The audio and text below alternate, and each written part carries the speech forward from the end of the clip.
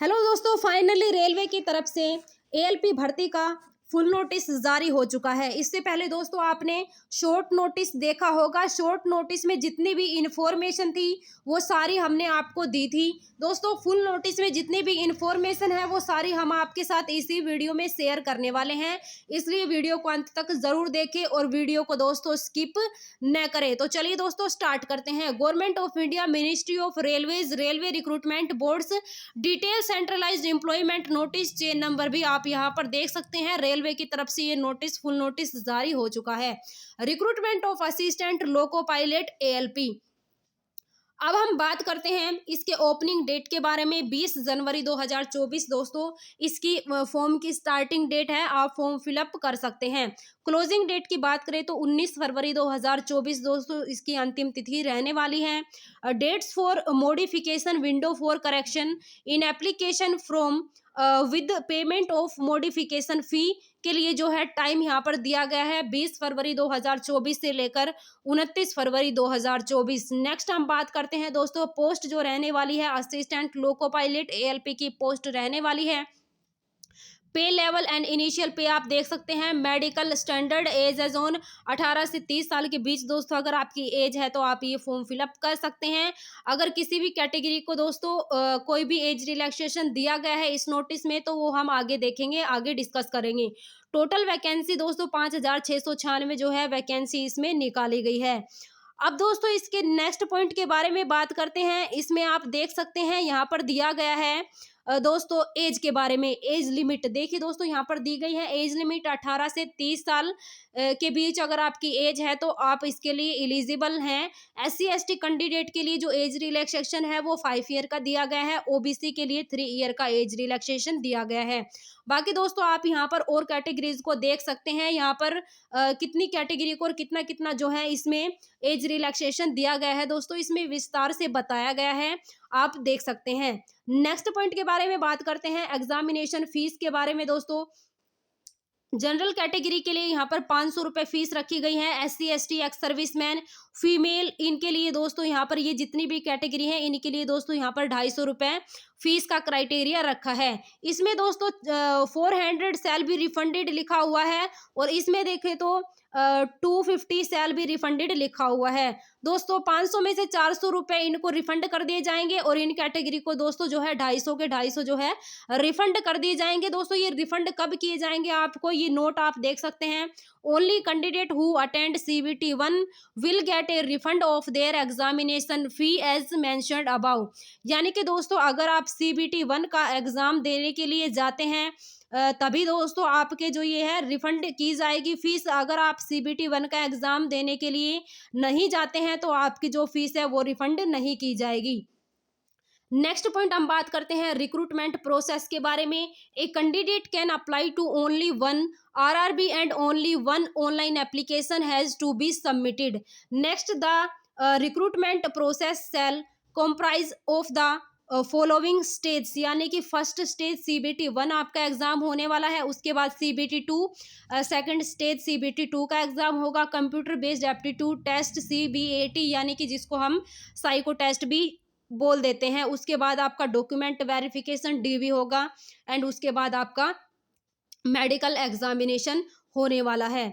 अब हम बात करेंगे दोस्तों फर्स्ट स्टेज CBT 1 के बारे में। संपूर्ण जानकारी यहाँ पर दी गई है। CBT 1 will only be a screening exam for shortlisting eligible candidate for CBT 2 based on their normalized marks and merit. Next देखिए, the marks of CBT 1 shall not be counted while preparing the final panel। अब दोस्तों इसके syllabus वगैरह के बारे में देखिए दिया गया है विस्तार से। ड्यूरेशन 60 मिनट का समय दिया जाएगा। CBT 1 के एग्जाम को करने के लिए आपको नंबर ऑफ क्वेश्चन 75 रहेंगे और 75 मार्क्स के ही जो है ये क्वेश्चन रहने वाले हैं। एक क्वेश्चन का जो है 1 मार्क आपको दिया जाएगा। There shall be negative marking दोस्तों 1/3 की इस एग्जाम में रहने वाली है। Normalization of marks will be done for CBT held in multiple shift.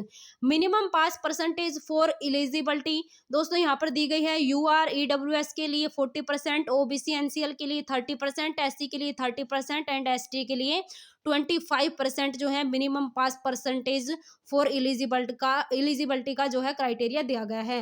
Next इसके सिलेबस में देखें तो दोस्तों mathematics, mental ability, general science, general awareness, इन सब्जेक्ट से जो है क्वेश्चंस पूछे जाएंगे। दोस्तों अगर आप विस्तार से जानना चाहते हैं कि सब्जेक्ट वाइज जो है कौन कौन से टॉपिक से क्वेश्चन आने वाले हैं, इसके लिए दोस्तों हम ऑलरेडी वीडियो बनाकर अपने यूट्यूब चैनल पर अपलोड कर चुके हैं। आपको जो वीडियो का लिंक है इस वीडियो के डिस्क्रिप्शन बॉक्स में मिल जाएगा, आप विजिट कर सकते हैं और देख सकते हैं कि CBT 1 में कौन से सब्जेक्ट से कितने क्वेश्चन आने वाले हैं और CBT 2 में कौन से सब्जेक्ट से कितने क्वेश्चन आपसे पूछे जाएंगे। सेकंड शिफ्ट यानी कि CBT 2 के बारे में बात करें तो दोस्तों short listing for of candidate for CBT 2 shall be done RRB wise and community wise as per their normalize marks and merit in CBT 1। Total number of candidate to be shortlisted for CBT 2 shall be limited to 15 times the number of vacancies notified against each RRB। Next point दोस्तों आप यहाँ पर देख सकते हैं। अब हम बात करते हैं इसके भी पैटर्न और सिलेबस के बारे में, CBT 2 के एग्जाम के बारे में। CBT 2 shall comprise of 2 parts, यानी कि जो आपका CBT 2 एग्जाम है दोस्तों पार्ट ए और पार्ट बी, 2 पार्ट में आपका ये एग्जाम होने वाला है। जो टोटल ड्यूरेशन यानी कि दोनों ही पार्ट ए और पार्ट बी को करने के लिए दोस्तों आपको टाइम दिया जाएगा 2 घंटे 30 मिनट का। टोटल क्वेश्चन पार्ट ए और पार्ट बी के मिलाकर 175 क्वेश्चन आपसे पूछे जाएंगे। पार्ट ए की बात करें तो दोस्तों पार्ट ए को करने के लिए 90 मिनट का समय दिया जाएगा, 100 क्वेश्चन पूछे जाएंगे। पार्ट बी में दोस्तों 60 मिनट का समय दिया जाएगा, 75 क्वेश्चन पूछे जाएंगे। 1/3 की जो है नेगेटिव मार्किंग रहने वाली है।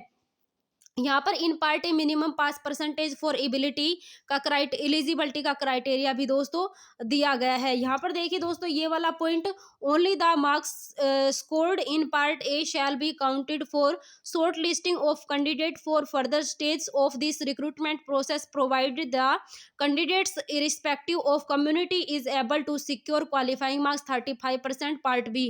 यानी कि दोस्तों आपका जो CBT 2 एग्जाम है वो बहुत ही इंपॉर्टेंट रहने वाला है CBT 2, क्योंकि CBT 2 का जो एग्जाम होता है वो और दोस्तों आपका साइको टेस्ट होता है, उसी से बनकर जो है मेरिट आपकी बनती है इन्हीं एग्जाम को मिलाकर। CBT 2 के पार्ट ए के लिए दोस्तों यहाँ पर सिलेबस दिया गया है। सिलेबस पार्ट बी के बारे में अगर सिलेबस की बात करें तो दोस्तों इसमें जिस भी ट्रेड से आप अप्लाई करते हैं उसी ट्रेड रिलेटेड ही आपसे क्वेश्चंस पूछे जाते हैं। नेक्स्ट पॉइंट हम बात करेंगे दोस्तों part B qualifying test CBT 1 qualification of candidate and trade subject of choice for part B के लिए आप जो भी ट्रेड चूज करना चाहें वो चूज कर सकते हैं। इसमें दिया गया है दोस्तों क्वालिफिकेशन वाइज कि कौन से ट्रेड जो है आप चूज कर सकते हैं। उसके बाद दोस्तों कंप्यूटर बेस्ड एप्टीट्यूड टेस्ट आपका होता है, इसमें देख लीजिए आप क्या क्या जो है एलिजिबिलिटी रखी गई है। फर्स्ट पॉइंट हम देखते हैं candidate equal to 8 times the number of ALP vacancies for each notified community category. ये जो कैटेगरी है दी गई है दोस्तों shall be short listed for CBAT on the basis of the marks in part A of CBT 2 and application of reservation rules provided they qualify in part B or CBT 2। Next point देखिए सच shortlisted candidate should produce their vision certificate in the prescribed format as per, यहाँ पर दिया गया है दोस्तों in original during the CBAT filing which they will not be permitted to appear। ये कुछ important points दोस्तों दिए गए हैं, ये जो आप देख लेना दोस्तों अच्छे से। ये वाला पॉइंट भी हम देख लेते हैं। The merit list will be prepared only from amongst candidate qualifying in the CBAT। 70% weightage will be given for marks obtain in part A of CBT 2 and 30% weightage for score obtain in the CBAT। यानी कि दोस्तों हमने अभी आपको बताया था कि जो आपका CBT 2 एग्जाम है उसका पार्ट ए और जो आपका CBAT यानी कि साइको टेस्ट उसको मिलाकर ही जो है आपकी मेरिट यहाँ पर बनाई जाएगी। हाउ टू अप्लाई की बात करें तो दोस्तों ऑनलाइन मोड पर आपको अप्लाई करना है।